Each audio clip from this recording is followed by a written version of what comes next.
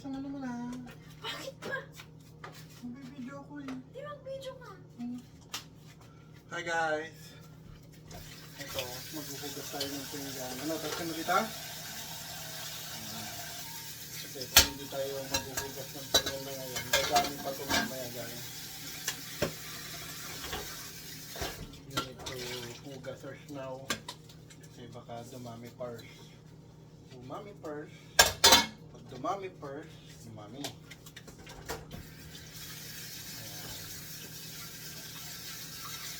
At nakikita niyo po sa likod ko yung asawa ko. Nagluluto po siya. Habang nagluluto po yan guys, yung madami ang ating hugasin. Kaya isa-isa muna.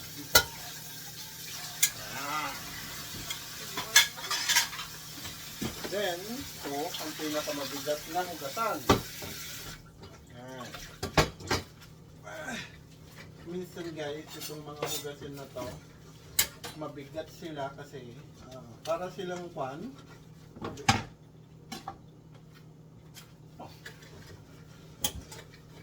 Yan, nakikita nyo guys. Yan ang example na yung madami ang hugasin. Tapos ikam pa.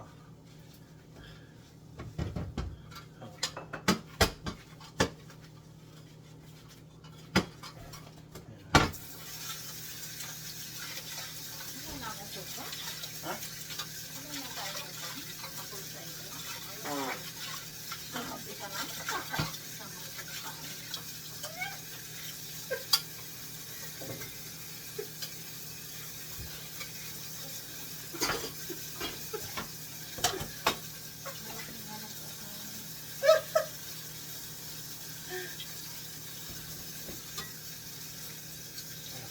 Hindi po natin may iwasan ng kalikasan.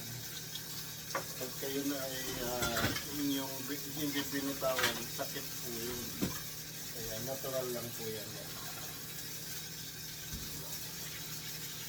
Ano sabi mo ba? Vinegar? Dami natin vinegar ah.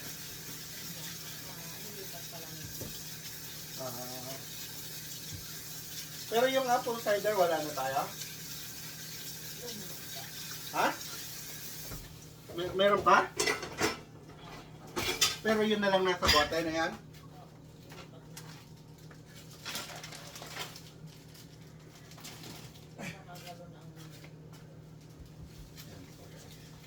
Punasan natin dito para po hindi po daanan ng butiki. Pero wala po kami butiki dito sa loob. Taas mo yung gano'n. Taas ko daw to.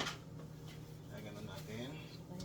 Ayan daw. Ayan, tinuturoan na po ang professional. Ayan, dito. Alisin natin. Alisin natin yan. Ayan, tapos ibalik natin. Ayan. Ano po? Tapos ngayon. Tapos, alisin natin ito.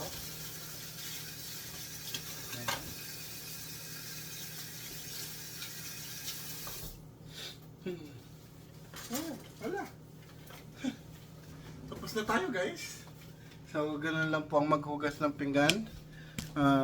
Sana maunawahan niyo po na Teka guys, balik natin. Hindi pa tayo tapos. May dumating na grasya.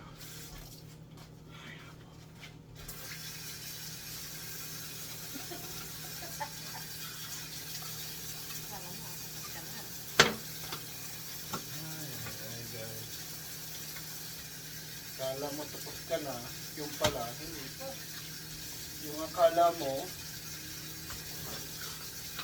binibigay mo ng lahat, yung pala, kulang pa.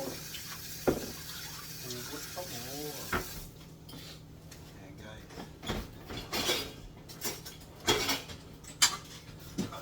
Ito naman, tapos na tayo doon. Hi guys! Thank you for watching everyone! I see you guys next time. Nagbawa yung anak ko. Alright, everyone. Thank you. And have a good day. God bless everyone. Happy Sunday. Thank you very much. Bye you. Sunday na ngayon. Yan ang niluluto ng sako.